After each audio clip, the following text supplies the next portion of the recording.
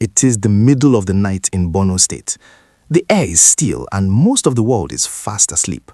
But at a place called Malam Fatori, our brave Nigerian troops are wide awake, eyes peeled, watching the horizon. Suddenly, they hear a faint buzzing sound in the sky. It isn't a bird and it isn't a plane. It's something much more dangerous. The ISWAP fighters, those who have been causing trouble in the northeast, tried a new sneaky trick. They didn't just come with trucks and guns this time. They launched armed drones.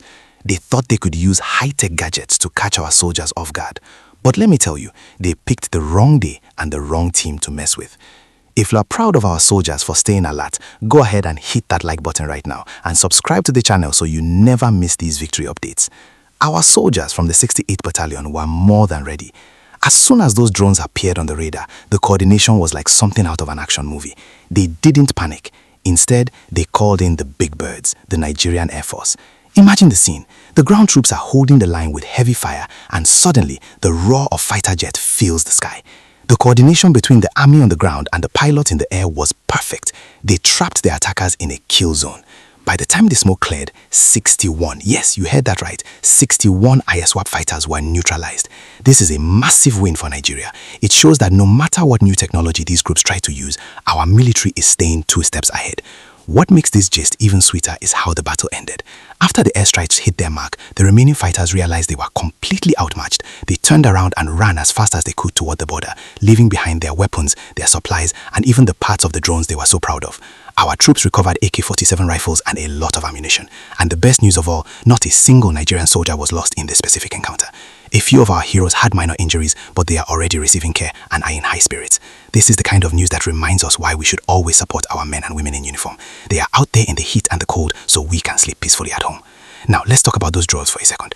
It's a bit scary to think that these groups are trying to use robot technology, right? But it also shows they are getting desperate because they can no longer face our army man-to-man. They have to hide and use remote controls. But with the way our Air Force handled this, it's clear that our defense system is getting stronger and smarter every single day. We are seeing a new era where intelligence and fast thinking are winning the war.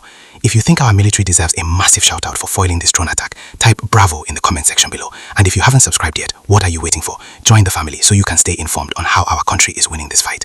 This victory at Malam Fatori is a message to everyone that Nigeria is not a place where lawlessness will win. It's a story of teamwork, from the person watching the radar to the pilot pulling the trigger. It also shows that our partnerships with neighboring countries are working, as everyone is coming together to make the Lake Chad region safe again. When we work together, we win together. The recovery of those drone components is also a big deal because our experts can now study them to make sure we are even better prepared for next time. It's all about staying ahead of the game. So, the chase. This is where it gets really intense. After the drones were knocked out of the sky and the main force was neutralized, the remaining insurgents realized their plan had completely backfired. They didn't just retreat, they scrambled in total chaos. Our ground troops didn't just sit back and celebrate. They immediately began what we call a mopping up operation. They followed the tracks of the fleeing fighters through the tough terrain toward the borders. It's like a high-stakes game of cat and mouse, but our soldiers are the ones with the upper hand. If you are loving this play-by-play, make sure you've liked the video and hit that subscribe button so you're always the first to know when the good news drops. While this was happening, the local communities in Borno were watching closely. For a long time, people in these areas have lived with a bit of fear, wondering when the next disturbance might come. But seeing the Nigerian Air Force respond within minutes to a drone threat has changed the gist on the streets. People are starting to feel that sense of safety again. They see that the wall of defense around them is high-tech and very real. It's not just about the weapons, it's about the peace of mind that comes when you know your protectors are faster and smarter than the troublemakers. The coolest part of the story is what the military found in the aftermath. Besides the 61 fighters neutralized, they recovered specialized equipment that these groups were using to try and jam communications. Our tech teams are now analyzing all of that. It's a huge win for our intelligence community. It means every time they try something new, we learn their secrets and make it impossible for them to succeed the next time. It's like leveling up in a video game, but the stakes are real lives and the safety of our beautiful country. This victory at Malam Fatori is also a big green light for development in the region. When the area is safe, roads stay open, food can move from farms to markets, and families can live without looking over their shoulders. That's the real sweetness of this gist. It's about a future where Borno is known for its beauty and trade, not for conflict.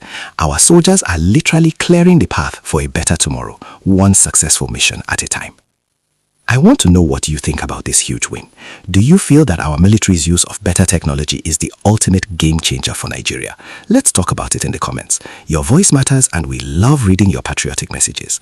And seriously, if you haven't subscribed yet, you're missing out on the best community for positive Nigerian news. Hit that button and join us. This is where the story gets even bigger because Nigeria is not fighting this battle alone. The gist is that the Lake Chad region is now a united front. While our troops were holding the line at Malam Fatori, our neighbors, Cameroon, Chad and Niger, were also on high alert. This is all part of the Multinational Joint Task Force, MNJTF. It's a team-up of countries that have decided that enough is enough. When the terrorists tried to run across the border to hide, they found that there was no safe zone waiting for them.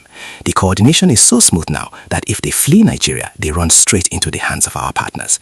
If you love seeing Africa come together for peace, show some love by hitting that like button and subscribing for more positive vibes. But here is the real inside scoop for 2026. International support is reaching a new level.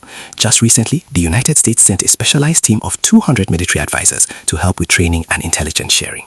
This means our soldiers are getting the best tips on how to handle those drones we talked about earlier. We're also seeing millions of dollars in support from the African Union and the European Union to provide things like helicopters for quick medical evacuations and high-tech communication systems. It's like Nigeria is the star of a global team and everyone is passing us the ball to score the winning goal.